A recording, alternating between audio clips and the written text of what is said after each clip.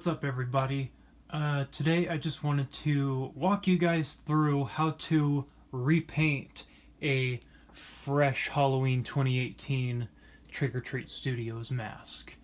So the reason why I wanted to do this was because there are some simple ways that you could repaint this mask. However, I'm going to teach you guys the easier way and a better understanding of what artists go through when they repaint these masks. Just because some of them are beautiful, a lot of them are beautiful. I'm not saying most aren't. I'm just saying there's a good way to do it, and there's a way simpler way to do it. However, I'm in between. So, yeah, let's get started.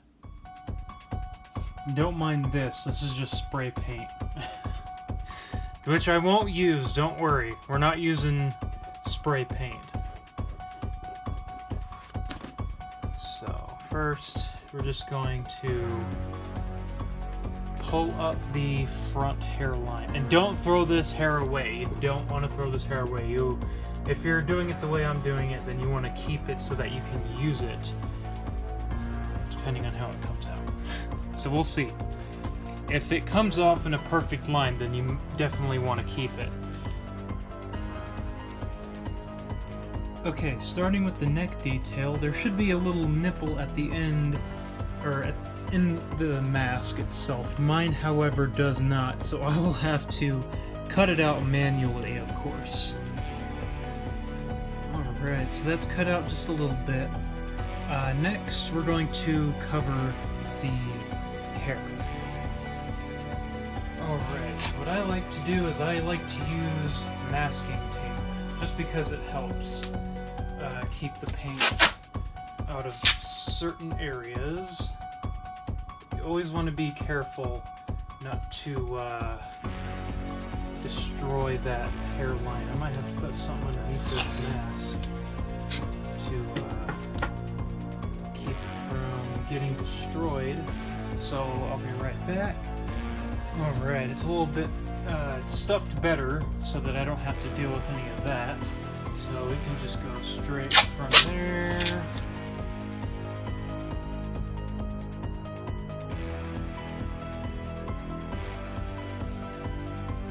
Alright, so now that we got the front hairline all covered and situated almost, I'm going to teach you the back for a second. So, for these 2018 masks, I think some of the glue or something gets stuck down here, and then the overlapping hair, which is this, gets stuck onto the neck. So what we're going to do is we're just going to pull away at some of those hairs. And then after we get all that hair, we're going to just take some of that masking tape and go around with it. Alright, so I got most of the hair that I cut off of it. Now we're going to put the hair, or we're going to mask the hair so that we can paint the underneath of this too.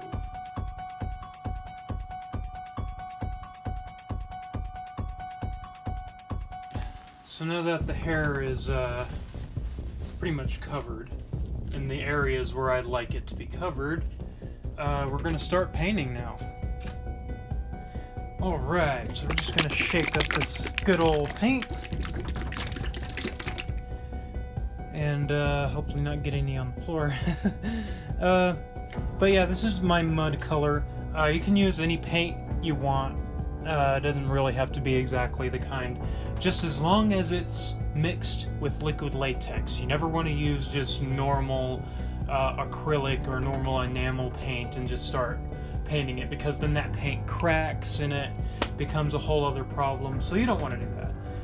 So what I'm going to do is I'm going to take just a little bit of this paint. Very good. I use sponges. Now I know a lot of artists love to use airbrushes. However, I have the worst luck with airbrushes, so I'm not going to use an airbrush, and I'm just going to use this sponge. Now, there's nothing wrong with the sponge as long as it's not, you know, your dish sponge. You don't want to use a dish sponge for picking up detail because the dish sponges love to create details instead of, you know, getting all of the important details down and everything like that. Creates bubbles, is what I'm trying to say. Now, you want a soft sponge.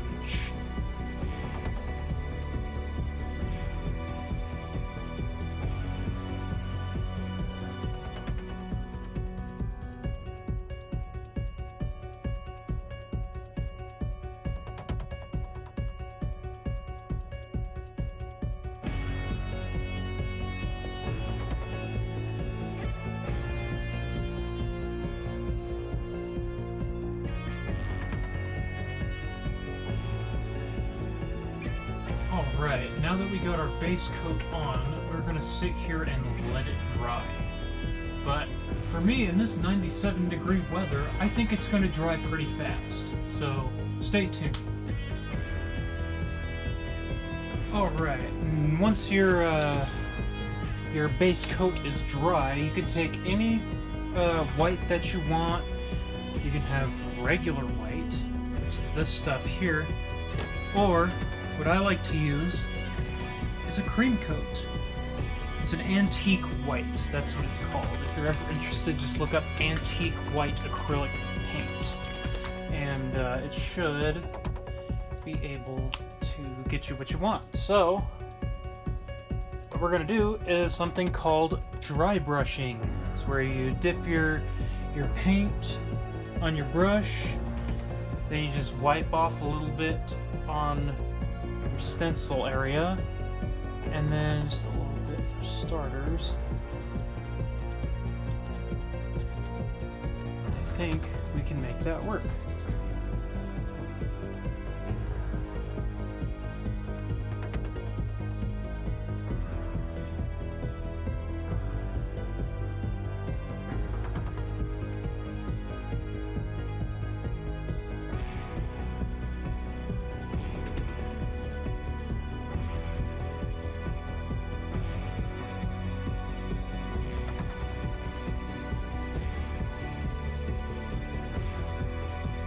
Now that you've dry brushed the entire mask white, you can see some of the details poking out.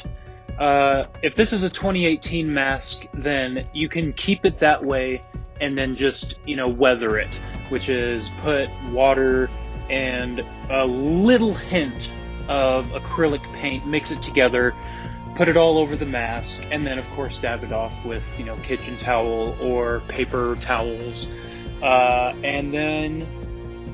But if you're doing a kills mask, then you can mark your damage, the bullet hole, one of the 4 places where there might be holes in the actual kills mask, which is around the cheek area, that cheekbone on when you're wearing it the left, or when you're looking at it for upright, it's going to be on the right.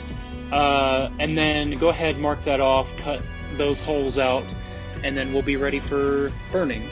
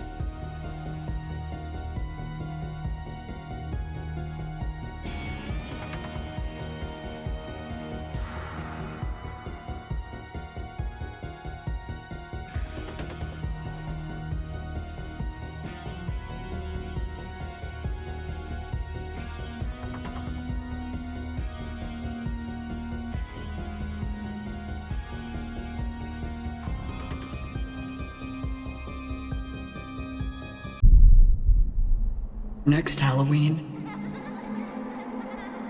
when the sun sets and someone is alone,